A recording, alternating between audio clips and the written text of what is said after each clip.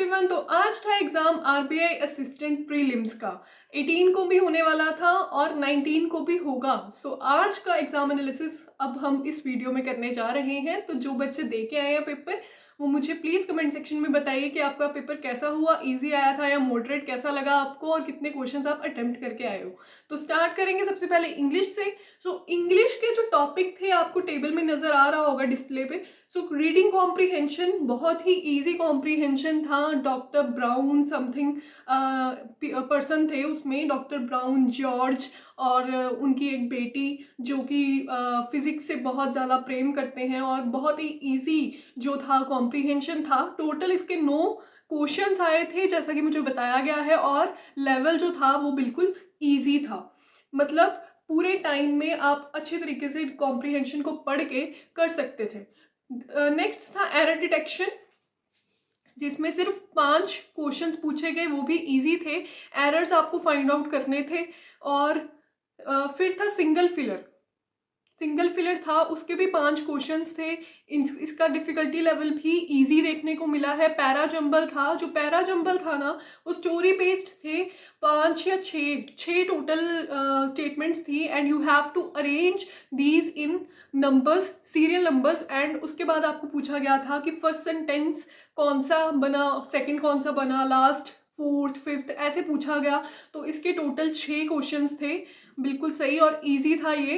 फिर उसके बाद मिसस्पेल्ड के 5 क्वेश्चंस थे कि क्वेश्चंस में बोल्ड करके कुछ वर्ड्स जो थे वो लिखे हुए थे, and you have to find which word is misspelled, किसके स्पेलिंग्स जो है वो गलत है या फिर कौन सा ग्रामरली गलत लिखा गया है इस सेंटेंस में। तो ऐसे टोटल 30 क्वेश्चंस जो थे वो इंग्लिश में पूछे गए हैं। और क्वांटिटेटिव एप्टीट्यूड, इसमें सिंप्लीफिकेशन के क्वेश्चंस जो थे वो 14 देखने को मिले और इजी था डिफिकल्टी लेवल। बीच में 1 या 2 क्वेश्चंस कुछ ऐसे ट्रिकी थे जिन पे थोड़ा सा टाइम लग गया, बट बाकी के 12 जो थे वो बिल्कुल इजी लेवल था।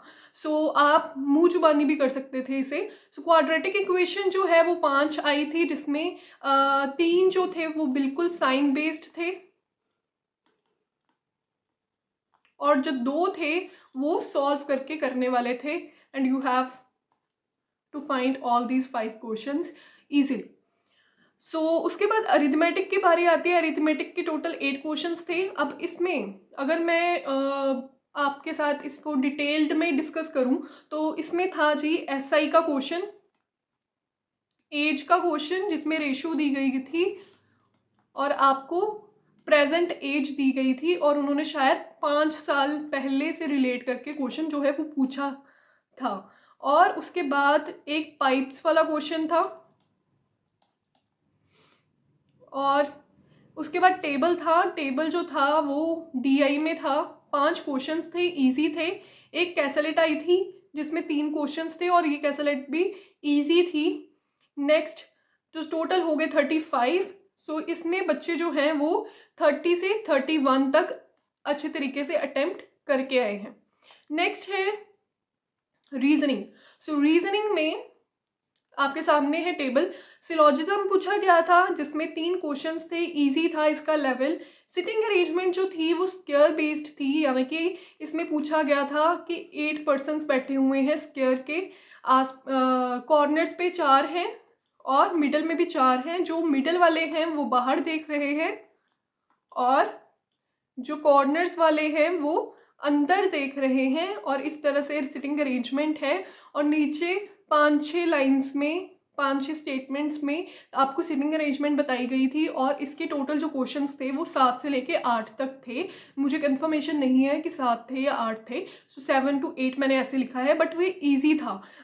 बच्चे कह रहे थे कि एक बार नहीं बना, बट दूसरी बार जो है वो सॉल्व हो गया था। उसके बाद पजल थी। पजल में क्या था कि 8 पर्सन्स है जिन्हें कुछ चीज़ें खरीदनी है, 8 चीज़ें खरीदनी है। मतलब हर एक इंसान जो है वो अलग अलग चीज़ें खरीदेगा, एंड उनका जो सीरियल ऑर्डर है, सीरियल वाइज उनको लगाना था कि किसने पहले खरीदी किसने बाद में खरीदी। तो इस तरह से था ये क्वेश्चन। ये भी क्वेश्चन बहुत ईजी था, हो गया था। 07 से 08 क्वेश्चन थे इसके, और ईजी थे। फिर आता है जी अल्फा न्यूमेरिक सीरीज। जो क्वेश्चंस होते हैं ना कि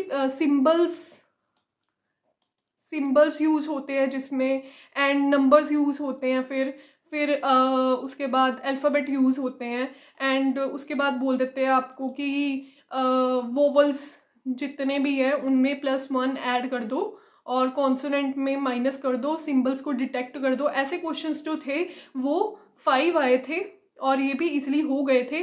फिर नंबर बेस्ड क्वेश्चंस थे। नंबर बेस्ड में क्या था कि 3-3 डिजिट्स के आपको टोटल 5 या 6 नंबर्स दिए गए थे, जैसे 213, 615, 729। अब इनको असेंडिंग ऑर्डर में लगाएं तो थर्ड डिजिट कौन सा होगा सेकंड नंबर में, राइट एंड से देखें तो ऐसे क्वेश्चंस थे। टोटल 5 क्वेश्चंस थे, इजी था, हो गया था ये भी। उसके बाद ब्लड रिलेशन के टोटल 3 क्वेश्चंस आए थे। ब्लड रिलेशन का एक ही था, एक बार ही सॉल्व करना था और उसके रिलेटेड 3 क्वेश्चंस थे। सो इसमें ये भी बहुत ईजी क्वेश्चन था। बेसिकली 2 फैमिलीज थी और उनके बच्चे जो है वो आपस में उनकी शादी हुई थी और उसके बाद उनके जो ग्रैंड डॉटर्स थी उनका रिश्ता देखना था, फिर आंट का रिश्ता अपनी नीस से देखना था। ऐसे क्वेश्चंस थे। ब्लड रिलेशन के 3 क्वेश्चंस आए थे, इजी थे।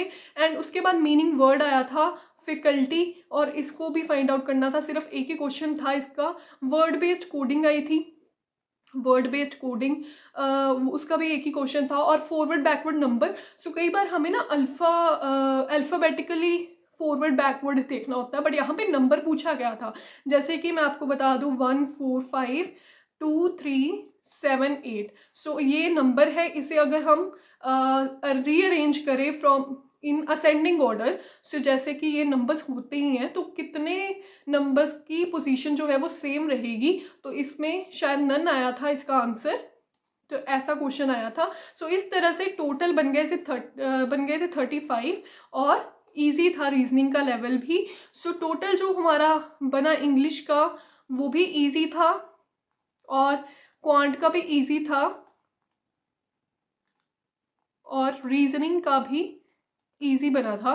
सो टोटल अगर मैं इंग्लिश की बात करूँ तो इंग्लिश के 30 में से 30 अटेम्प्ट किए हैं बच्चों ने, एंड क्वांट के करके आए हैं वो